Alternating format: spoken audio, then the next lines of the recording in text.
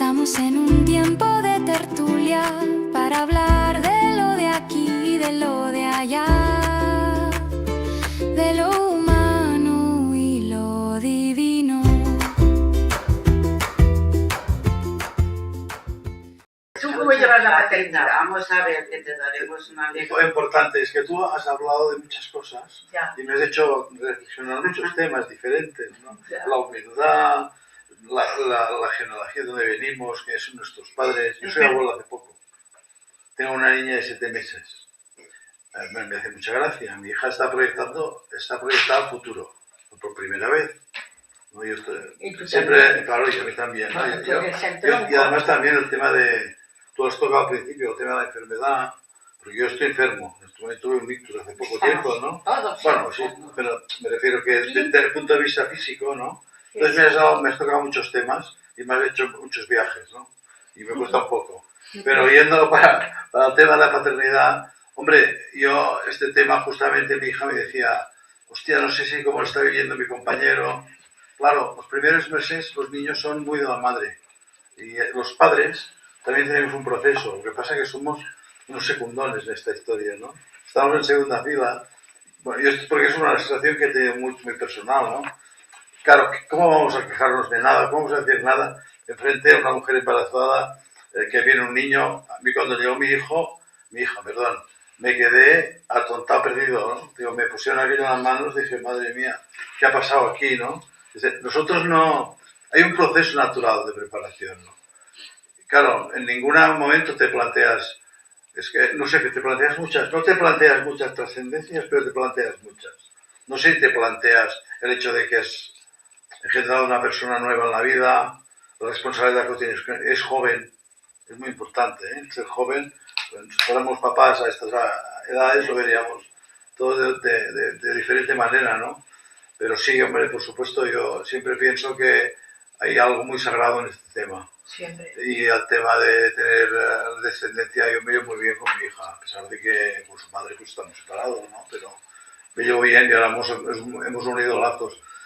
Y en la paternidad, yo hablaba con mi yerno, son ingleses, yo que viví en Inglaterra, mi hija, ¿no? Y claro, la paternidad se ve diferente. Somos secundarios, pero ahí estamos. También tenemos una transformación personal. La de la mujer es evidente, es física, es emocional, es de muchas maneras, ¿no? Pero un padre también está ahí, lo que pasa es que no puede quejarse. Es como San José. ¿Sabes? Hay una cosa que quería hacer, una Yo puntualización. también quiero hacer una. Pero esto no tiene nada que ver ahora con la maternidad, aunque sí, No, de alguna manera sí la tiene que ver. A ver, resulta que mis 2 hijas me pidieron, mamá, porque yo tengo noción de todo lo que es la historia de mi madre, de mi abuela, de mis antepasados. Yo me acuerdo cuando tendría unos 14, 15 años, iba a la escuela, fui recabando información desde el momento de las fechas de su nacimiento, cómo fueron cada uno, por un lado mi madre, después luego mi padre a la hora de unirse, toda la historia familiar, ¿vale? Y yo la tengo guardada. Pero a pesar de que de vez en cuando, de manera sesgada, les he contado alguna cosa, ellas tenían mucha curiosidad. Dice, mamá, ¿por qué no nos escribes la historia de la familia para que nosotros podamos conocerla? Bueno, yo desde la perspectiva de lo que cada miembro de mi familia me había contado. Y algunos contaban de los más mayores, de los más atrás, ¿no? Por ejemplo, mi madre me contaba de su madre, de su abuela, pues todo lo que aquello yo lo guardo, lo tengo aquí. Y lo que he hecho ha sido comenzar por la parte de mi abuela, la madre de mi madre, que era la más mayor. Esta mujer nació en el año 1886, tenía 14 años cuando se empezó el siglo XX, y todo lo que me habían contado de toda la historia, lo cogí y lo he dejado en un audio en la grabadora del teléfono. Cada día les iba contando. Primero hago la historia de uno, después la enlazo con la historia del otro, la historia de mi padre, su pasado, sus hermanos. Y a medida que yo iba haciendo esto, como tú decías, yo no es que tuviera conflictos, pero sí que había, por ejemplo, con 2 de mis tías, por cómo ellas trataban a mi madre, que no a mí, pero sí a mi madre, y a mí eso me dolía. y no entendía el porqué. Y yo sé que entre los hermanos siempre hay celos, hay piques, hay ese tipo de cosas, y más en familias súper numerosas como eran antiguamente, ¿no?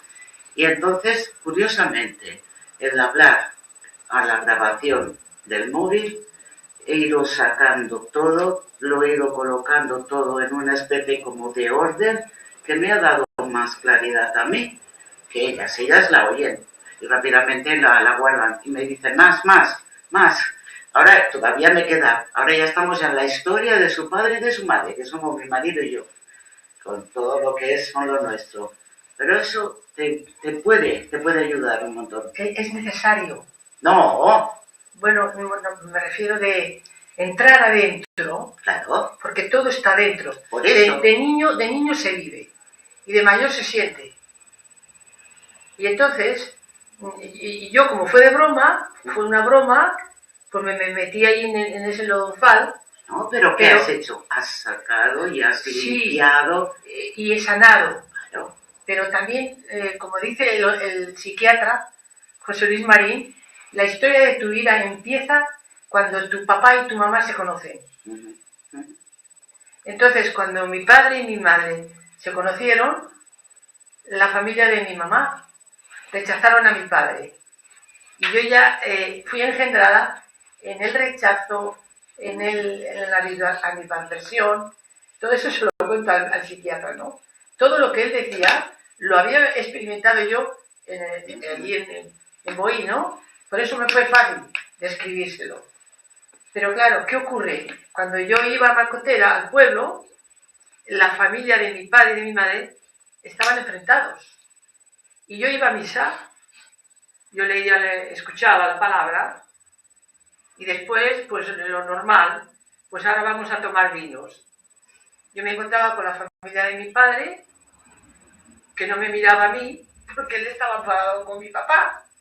Pero yo, que digo, a ver, Paquita, si sales de misa y vas a mirar para otro lado, no, yo no miro para otro lado. Entonces, si yo me encuentro a mi tío en los vinos, pues le digo, buenos días, le saludo, y él me ponía morro. Pero yo decía, pero para ti. Pero me sacudían. Pero entonces, detrás de esa loa, que es muy bonita, porque ahora cuando se lee, dice, es muy, porque soy yo, pero detrás de esa loa ha habido rechazos, malentendidos, llanto, dolor, o sea, lo que no me esperaba yo era hacer esa sanación sin querer. Y claro, ¿qué ocurre? Que como no quedaba más remedio que ir al pueblo, pues no me quedaba más remedio que saludar a la familia de mi padre. Y yo pues me iba a saludar. Y estaba mi tía, la hermana de mi padre, y también sabe todo. Y entonces, entre mi prima y yo, por la parte de mi padre, hicimos un pacto. Bueno, he hecho yo unas virguerías para llegar a la paz. Para llegar a la paz con la familia de mi padre. Bueno, yo me tiraba por la ventana, pero sin colchoneta. Yo lo contaba a mi padre, eso sí, rezando siempre el Padre Nuestro delante, el Padre Nuestro. Cuando a veces me despertaba a medianoche, dice, Rafa, ¿qué haces? Digo, no sé, dice, estaba rezando el Padre Nuestro. Si no se reza el Padre Nuestro, ¿cómo se consigue la paz? Imposible. Pues entre mi prima y yo conseguimos que los hermanos que nos hablaban, al final de su vida, por teléfono, uno en Sabadell, en Cataluña, el otro allí, por teléfono le decían, hola, ya chuchando, ¿no? Y ahora ya, ¿para qué? Para.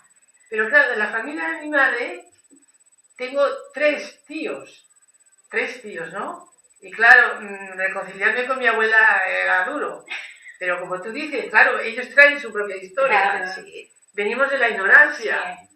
Sí. Y entonces, si alcanzas la comprensión de decir, bueno, Paquita, pues sí, y cómo era tu abuela y cómo era la otra, claro, y cómo has engendrado tú, y es empate. Ellos son el fruto de sus propias vivencias, sus historias a nivel personal, cultural, de todo, que entonces ahí no se puede juzgar. Correcto, pero yo sí se me da muy bien. a mí se me da muy bien. Claro. Y tenía ganas de venir, y ha sido esta mañana, porque digo yo, tengo que soltar este temazo. Sí, sí. No Y la juzgar, de no juzgar y el perdón. bueno, lo del Las perdón, dos cosas. lo del perdón es Y nunca es- si no- sentirse víctima de tu momento.